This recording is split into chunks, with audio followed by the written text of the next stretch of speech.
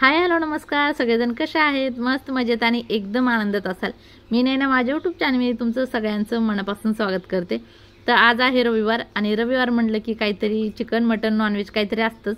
तर आज कोळंबी खायची इच्छा झाली होती तर सचिनने सकाळी 6:30 वाजता जाऊन कोळंबी घेऊन आलेले आहेत आणि बांगडा फ्राय सुद्धा आज बनवायचा बांगडा सुद्धा घेऊन आलेले आहेत। तर चला कोळंबी सगळ्यात पहिले आपण व्यवस्थित साफ करू आणि कशी बनवणार आहे काय नाही बांगडा फ्राय कसा बनवणार आहे सगळं तुम्हाला पूर्ण दाखवणारच आहे मी रेसिपी वगैरे। तर जर कोणी माझ्या चॅनलवर नवीन असेल तर चॅनलला सबस्क्राइब करा, बेल नोटिफिकेशन ऑन करा जेणेकरून माझी दररोजची व्हिडिओ तुम्हाला बघायला भेटतील। तर आता इथं कोळंबी आता वरचे जे असतात ना त्याच्यावरचे कवच ते काढून आणलेले आहे सचिनने। फक्त त्याच्यामधलं जी धागा वगैरे असतो ना तो काळावाला तो काढायचा जेणेकरून आपली कोळंबीची भाजी किंवा हे असं कडवट होणार नाही किंवा खराब होणार नाही किंवा त्याची चव चांगली लागणार नाही। तर त्यासाठी कोळंबी साफ करणं सुद्धा व्यवस्थित गरजेचं आहे। जर आपण साफ करून जर त्यांच्याकडून घेतली ना घेताना तर ते फक्त वरचं काढून देतात, त्याच्या आतमधलं काढत नाही। ते हे बघू शकताय कशामध्ये काळं निघतं कोणामध्ये असं पांढरं निघतं, पण ते आतमध्ये जी असतं धागा असतो ना ते व्यवस्थित काढणं गरजेचं आहे। नाही तर मग तुमची भाजी थोडीशी कडवट लागेल किंवा थोडीशी गोड लागेल, चांगली लागणार नाही। तर खालच्या साईडनं सुद्धा आहे आणि वरच्या साईडनं दोन्ही साईडनं असती तर ते व्यवस्थित असं काढून घ्यायची। आणि इथं बघू शकता मी एवढं सगळ्या आधी साफ केलेत। तर बाकीची आणखीन कोळंबी मला साफ करायची। तर हे खालच्या साईडचं आहे ते बघू शकताय। तर हे खालच्या साईडचं होतं असं काळं काढून घ्यायचं, थोडंसं निघत नसलं तर थोडंसं नकाने घासा। तर एकदम थोडंसं हलकं जरी घासलं ना तर सगळं निघून जातं। आणि वरतून जर असं ह्या साईडनं जर दिसलं नसेल ना तर थोडंसं मध्ये थोडंसं हे करायचं, कट करायचं आणि एक अशी धागा एकदम असं आदर खिचून काढायचं तर असं एक असा धागा निघतो। तर तो धागा काढायचा तेव्हा व्यवस्थित कोळंबी साफ होती। आणि साफ केल्यानंतर सुद्धा बऱ्याच वेळा त्याला 4 ते 5 पाण्याने एकदम हलक्या हाताने धुवायची, जास्त अशी घासायची नाही। ठीक आहे, तर चला मी सगळी कोळंबी व्यवस्थित साफ करते आणि साफ केल्यानंतर कशी एकदम स्वच्छ झालेली आहे ती कोळंबी तुम्हाला नंतर दाखवते। तुम्ही सुद्धा अशा पद्धतीने कोळंबी व्यवस्थित आणली तर साफ करा आणि नंतर बनवा। आता बऱ्याच वेळा कधी कधी आम्ही असं होतं की त्या माणसाकडे जर वेळ नसला ना साफ करून द्यायला वरचे कवच काढायला सुद्धा, तर सचिन मग ते कवचं सोबत आणतात। मग ते कवच वगैरे काढायला तर परत तर खूप जास्त वेळ लागतो, असं जरी थोडासा लागतो पण ते कवच जर काढायचे असते ना त्याला तो खूप जास्त वेळ लागतो साफ करायला। तर कोळंबी जर खायची म्हणली ना तर अशी थोडीशी आधी खूप जास्त अशी मेहनत करायला लागते आणि नंतर मग कोळंबी खायला भेटते असं आहे। तर हे बघू शकता असा धागा असतो तो बरोबर असा आदर खिचला ना तर पूर्णपणे असा निघतो। 6 पाण्याने व्यवस्थित मग बांगडे साफ करून घेतलेत आणि ही 1 किलो बांगड्या मच्छी आहे।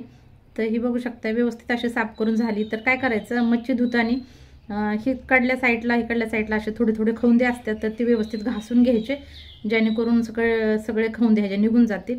जास्त करून इथं असतात आणि ही जास्त असेल थोडंसं पिवळं पिवळं तर इथं सुद्धा असे खवंदे असतात तर ते सुद्धा घासून घ्यायचे म्हणजे आपले थोडंसं असं जरी हाताने बोटाने जरी केलं ना तर ते लगेच निघतं, जास्त वेळ लागत नाही।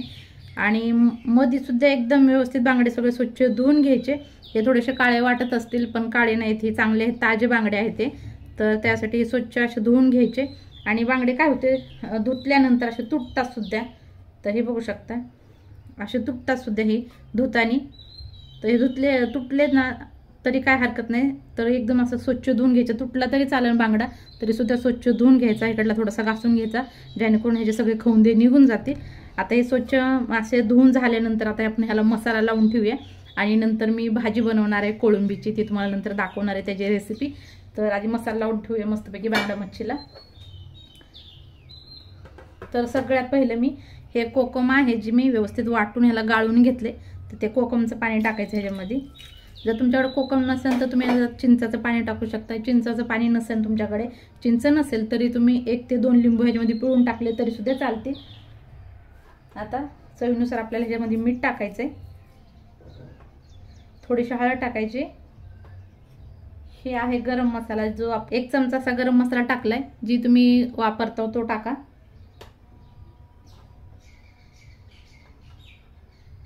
आणि 2 चमचे मी चटणी टाकणार आहे। ते सगळं टाकल्यानंतर ह्याच्यामध्ये मी अद्रक लसूण आणि कोथिंबीरची 1 चमचा 1 ते 1.5 चमचा ह्याच्यामध्ये पेस्ट टाकणार आहे।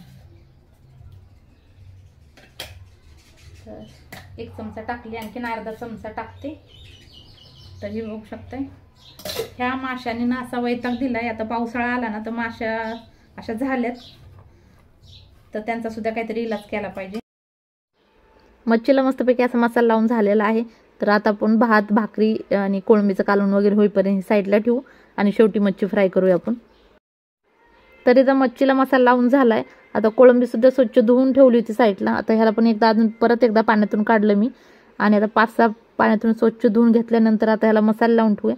थोडेसे नॉर्मल मसाला लावायचे, जास्त नाही.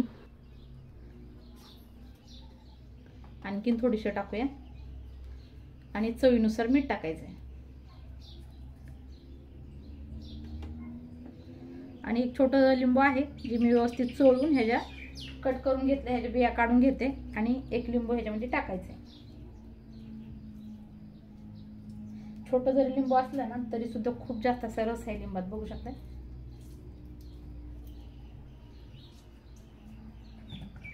आता हे सगळं व्यवस्थित मिक्स करू.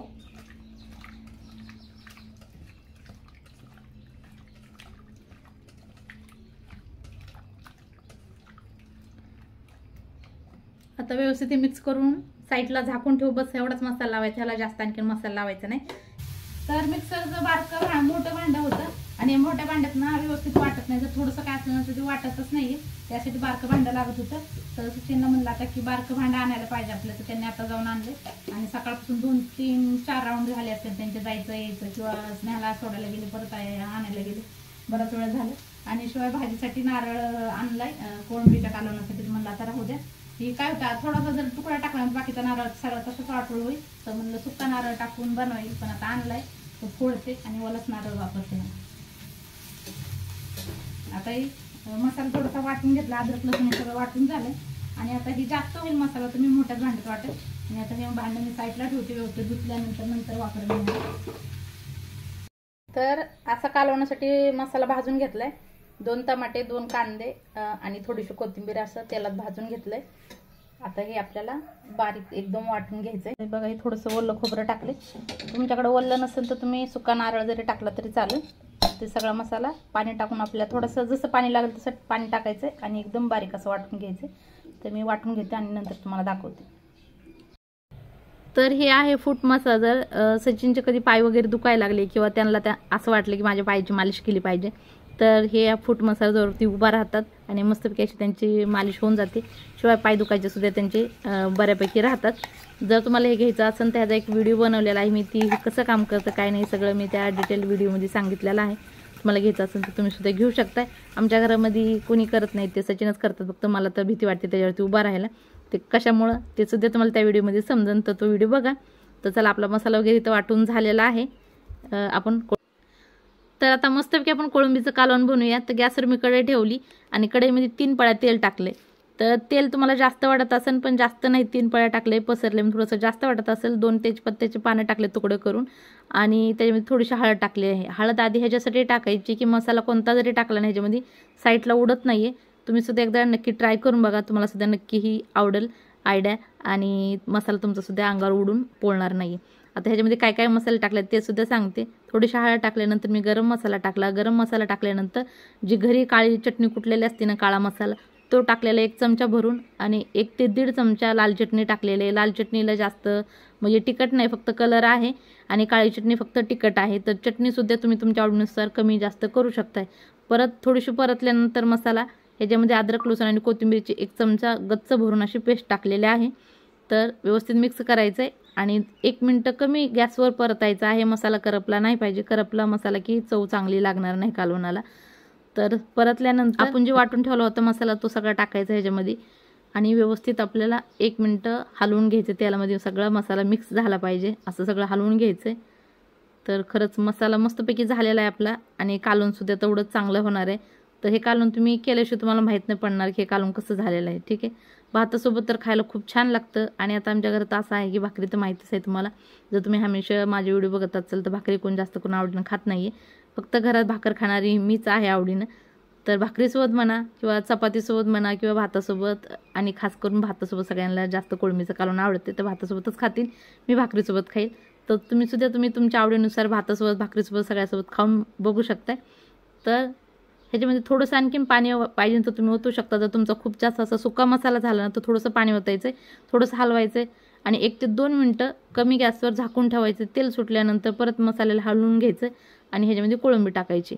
आता कोळंबी टाकल्यानंतर व्यवस्थित हलवून घ्यायची आणि हलवल्यानंतर आता ह्याच्यामध्ये पाणी वगैरे बिलकुल ओतायचं नाही. असंच ह्या मसाल्यामध्ये कोळंबी शिजू द्यायची. तर आपलं कोळंबीचं कालवण साईडला शिजतंय, तोपर्यंत आपण इकडे मच्छी फ्राय करू. तर मी इथं पॅन मध्ये तेल गरम करायला ठेवलंय आणि इथं पीठ आता तयार करू आपण मच्छीला लावण्यासाठी. तर इथं गव्हाचं पीठ घेतलंय मी, एक अर्धी प्लेट म्हणा, म्हणजे जेवढं मच्छीला लागते तेवढंच घ्या. जास्त मच्छी असेल तर जास्त घ्या, कमी असली तर कमी घ्या. असं पीठ घ्यायचं गव्हाचं. आणि जर तुम्हाला गव्हाचं पीठ लावायचं नसेल तर तुम्ही बारीक रवा नाही तर तांदळाचं पीठ लावू शकताय. पण मी हमेशा रवा म्हणजे कधी कधी रवा लावून तळते, रवा आणि तांदळाचं पीठ दोन्ही मिक्स करून तळते. आज मी गव्हाचं पीठ लावून तळणार आहे. आणि गव्हाचं पीठ लावल्यावर सुद्धा मच्छी खरंच खूप छान बनते. जर तुम्ही कधी बनवली नसेल तर एकदा करून बघा, एकदम झटपट होते आणि खायला सुद्धा खूप छान लागते. ठीक आहे, तर थोडंसं पीठ घेतलं मी गव्हाचं. आता आपण ह्याच्यामध्ये मसाले टाकूया.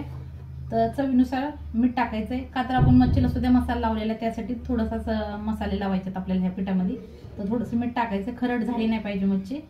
तर थोडंसं मीठ टाकले, एकदम 1 ते 2 चिमट हळद टाकली आणि ह्याच्यामध्ये गरम मसाला टाकायचा आहे.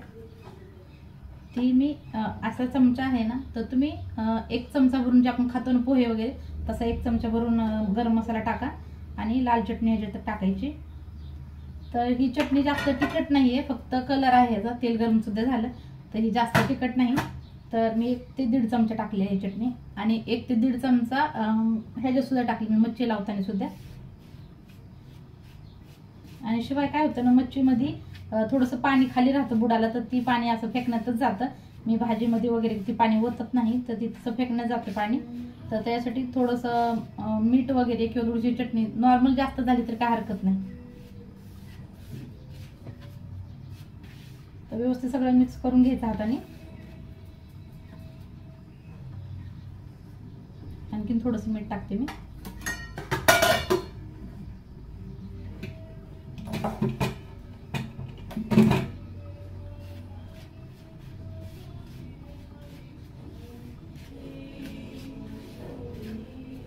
आवाज कमी करावा जरा. तर तेल सुद्धा गरम झालंय आणि पीठ सुद्धा आपलं तयार झालंय.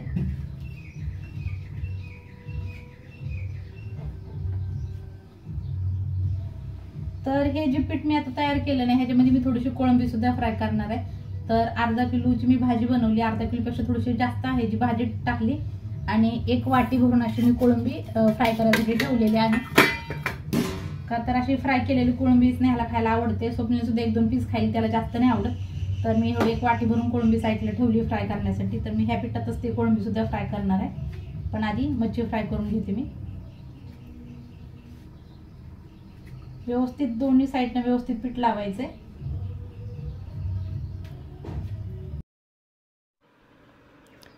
मच्छीला मस्तपैकी पीठ दाबून लावायचं आणि जास्त असं फडकून तेलामध्ये मच्छी सोडायची.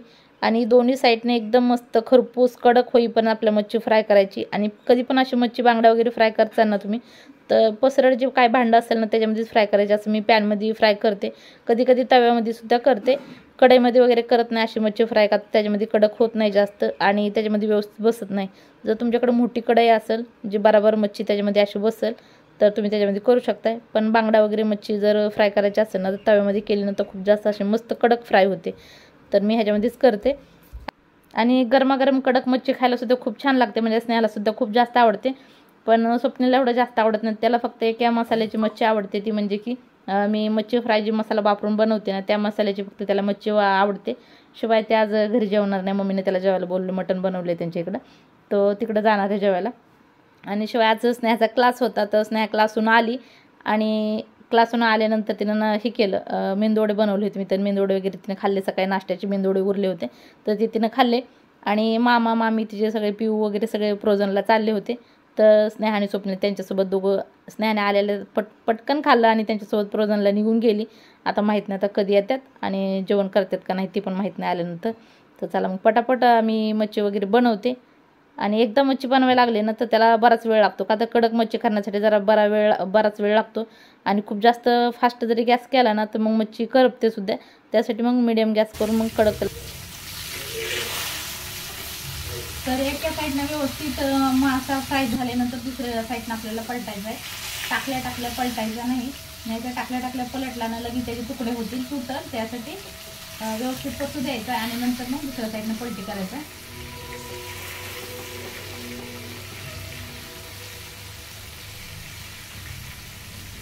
त्याच्यामध्ये आपल्याला थोडंसं हे करायचं, चाकूनी म्हणा किंवा चिमटा उलटानं कशा जे असेल तुमच्या हातात त्यांनी थोडंसं आता टोचवायचं, जेणेकरून मच्छीमधलं पाणी बाहेर निघतंय आणि मग मस्त अशी कडक होती.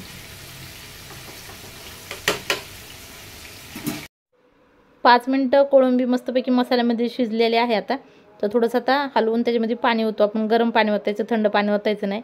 कोणतं पण कालवण जर गरम पाणी ओतलं तर कालवणची चव चांगली लागते, नाहीतर मग थंड पाणी ओतलं की कालवण चांगलं लागत नाही. तर थोडंसं गरम पाणी ओतते. तुम्हाला जेवढं पाणी पाहिजे तेवढं ओतू शकता. मी 1 ते 1.5 ग्लास पाणी ओतणार आहे. आणखीन 5 मिनिटं त्याला कमी गॅसवर आणखीन शिजू देणार आणि शेवटी कालवण कसं झाल्यानंतर मी तुम्हाला शेवटी दाखवण.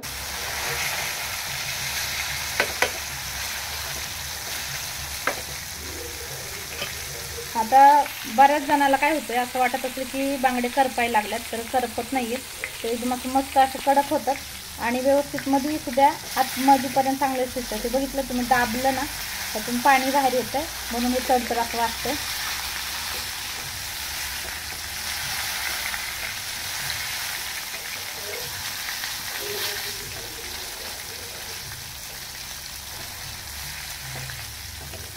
आणि दोन्ही साईडनं व्यवस्थित आपलं बांगडे फ्राय झाले की आपल्या साईडला काढायचं.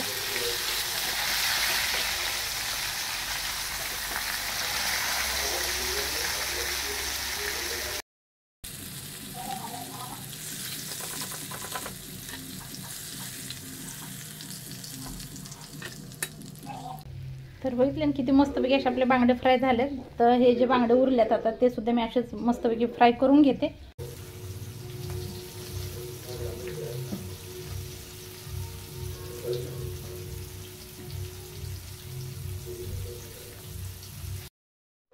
तर मस्तपैकी इथं कोळंबीचं कालवण तयार झालंय आणि भातासोबत खा, भाकरीसोबत खा, कशासोबत पण खा. हे कालवण खरंच खूप छान लागणार आहे.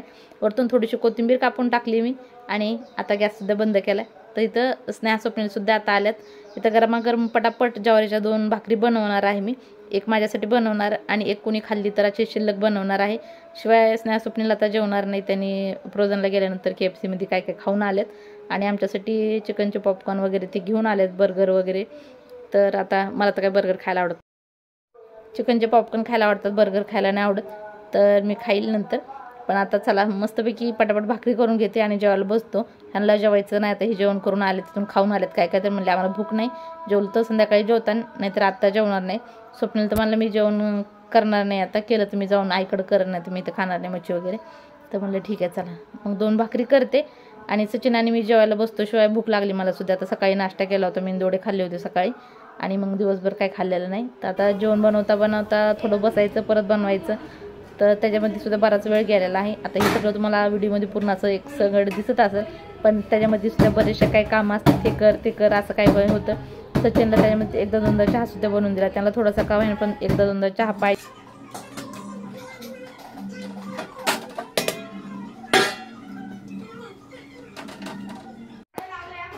तर भाकरी वगैरे करून झाल्या आणि तर जेवायला बसलो आम्ही सचिन आणि मी. आणि काय होतं ना, सचिन जेवायला बसले ना, जेवायच्या टायमाला कुणाचा ना कुणाचा हमेशा फोन येतो. त्यांना म्हणते जेवण करे पण उचलू नका फोन. तर म्हणतात नको, कुणाचा जर कामाचा असेल मग उचलतात. तर आता मी जेवण करतो आणि शिवाय स्नेहा स्वप्नीला जेवायचं नाही आहे. तर स्नेहा माझा व्हिडिओ काढते, स्वप्नीला बसला मस्तपैकी फोन बघत. आणि जेवण झाल्यानंतर हे सगळे कामं आवरले पटापट. तर चला, तर मग माझं एकदाचे सगळे कामं आवरले. आत्ताशी पूर्ण दिवसभर म्हणा, रविवार म्हणला ना, पूर्ण दिवसभर मला कामं जातात. मलाच नाही, मला वाटते सगळ्या लेडीजला तसंच होतं असेल की पूर्ण रविवार असला ना पूर्ण दिवस काही ना काही कामामध्ये जात असेल. तर माझं तसंच होतं. सगळेजण घरी असतात तर पूर्ण दिवस कधी येतो आणि कधी जातो कामामध्ये ती सुद्धा माहीत पडत नाही. एक झालं की एक काम निघतंच.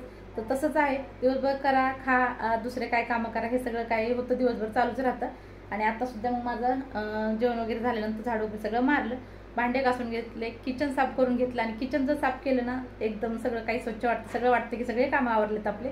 तर तसं झालं माझं, सगळं किचन वगैरे झालं, धुवून पुसून घासून भांडे सगळं झालं. तर चला मग आता जेवण वगैरे सुद्धा झालेलं आहे. मस्तपैकी वरती जाऊन टेरेसवरती मी आणि सचिन राऊंड मारतो आणि हा छोटासा व्हिडिओ मी तर संपवते. किचनमध्ये येऊन बोलायला लागले तर मला खूप जास्त असं गरम सुद्धा व्हायला लागलं, बघू शकता घाम यायला लागलाय. तर चला मस्तपैकी थंड हवेला राऊंड मारते, थोड्या वेळ जाऊन बसते आणि हा व्हिडिओ सुद्धा मी तर संपवते. अर्थात तुम्हाला सुद्धा आवडला असेल आणि सांगितल्या पद्धतीने कोळंबीचं कालवण बांगडा फ्राय असा नक्की करून बघा, तुम्हाला सुद्धा नक्की आवडणार आहे. आणि व्हिडिओ आवडला तर लाईक करा, शेअर करा, सबस्क्राईब करा आणि कमेंट करा सुद्धा बिलकुल विसरू नका. शिवाय ह्याच्या व्यतिरिक्त तुम्हाला कसा व्हिडिओ बघायचा आहे ते सुद्धा मला कमेंटमध्ये नक्की सांगा. व्हिडिओ येऊ दे. चला तोपर्यंत बाय बाय.